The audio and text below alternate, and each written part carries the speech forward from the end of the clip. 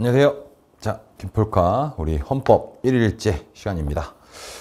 비교적 이제 최신 판례들을 계속 우리가 공부하고 있습니다. 자, 오늘 첫 번째 질문은 이제 유치원과 좀 관련돼 있어요. 저도 이제 아이들이 유치원을 다니고 있는데, 유치원이 특히 이제 사립유치원 뭐 이런 경우에는 역시 이제 유치원이라든지 어린이집 이런 데는 국가에서 많은 지원을 해줍니다. 그래서 이 부모들의 부담을 덜기 위해서 많은 지원을 해주는데, 이것을 그냥 아이들을 위해서 사용을 해야 되는데 너무 이윤을 추구하면서 소위 말하는 이 자기 개인적인 용도로 사용하는 일이 발생하기 때문에 회계 감찰 같은 걸 할 필요가 있겠죠. 그래서 만들어진 법입니다.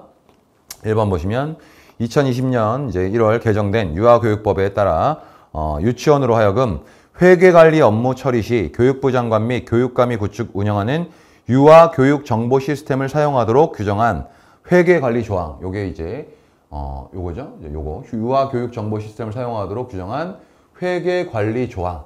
그러니까 특정한 시스템을 사용하도록 합니다.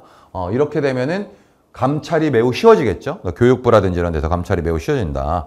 그래서 이런 조항은 근데 다만 하기 싫은 걸 좀 하고 있겠죠. 더 자유를 제한하는데 이 조항은 사립유치원 설립 경영자로서 회계관리 업무를 위하여 회계관리 조항이 규정한 정보 시스템을 사용할 의무를 부담하게 하므로 사립학교 운영의 자유를 제한하며, 자, 일단 이것도 헌법상 기본권을 봅니다. 사립학교 운영의 자유 제한하는 거, 요거는 문제가 없습니다. 문제가 없다.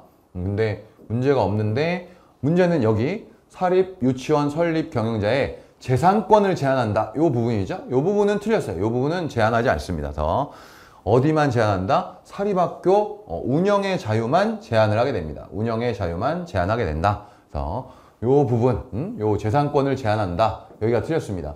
재산권은 제한하는 걸로 보지 않았어요. 이건 재산권을 제한하지도 않았고, 그리고 실제 요 사립학교 운영의 자유를 제한하지만 이것도 침해는 아닙니다. 침해로 보진 않았어요. 그래서 합헌입니다. 요거 유아교육 정보 시스템을 사용하도록 규정한 거 합헌으로 보았다라는 거 기억을 해둬야겠고요.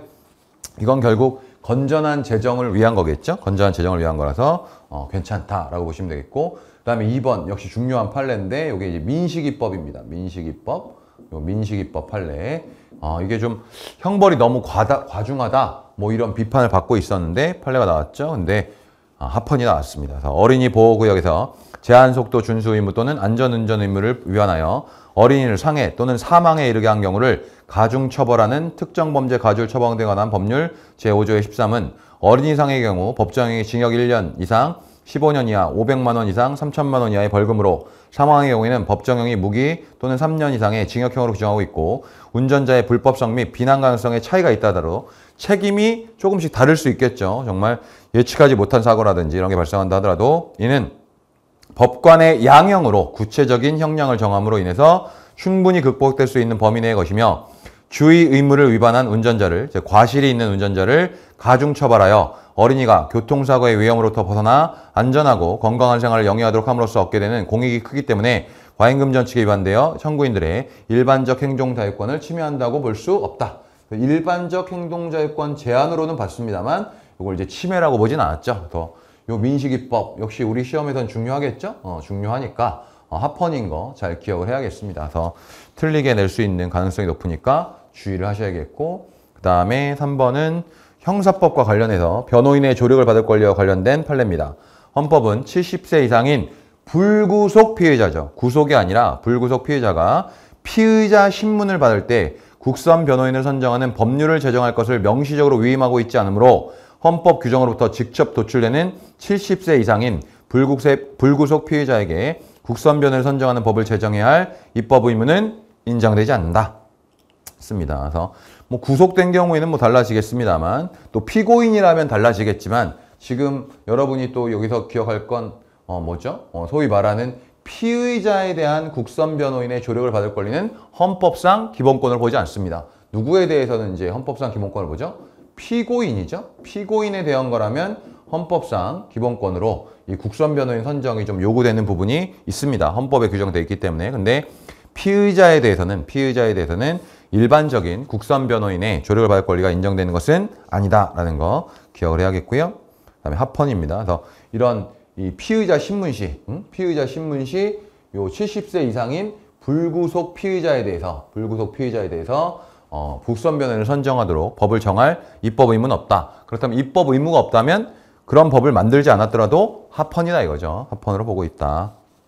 그 다음에 4번 교도소장이 청구인의 이 사람이 이제 수영자였어요. 수영자의 외부 의료시설 진료 시 수영자인 청구인에게 한손 수갑과 벨트 보호대를 착용하도록 한 행위, 즉 보호장비 착용 행위는 과잉금 전칙을 위반하여 청구인의 신체 자유와 인격권을 침해하지 않는다.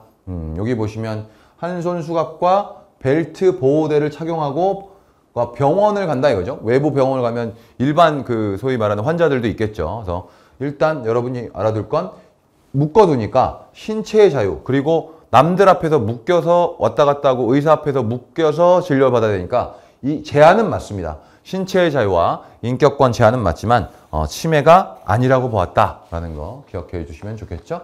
그래서 1번 같은 판례는 시사성이 있기 때문에 잘 기억을 해야겠고, 2번은 말할 것도 없죠. 민식이법 판례 합헌이라 하더라도 잘 기억을 하고 있어야 되겠고, 3번은 변호인의 조력을 받을 권리, 4번은 우리 신체의 자유와 관련된 거. 우리 시험에서는 언제든지 합헌이라 하더라도 이런 지문은 물어볼 수 있습니다. 항상 정리 잘 해두기 바랍니다.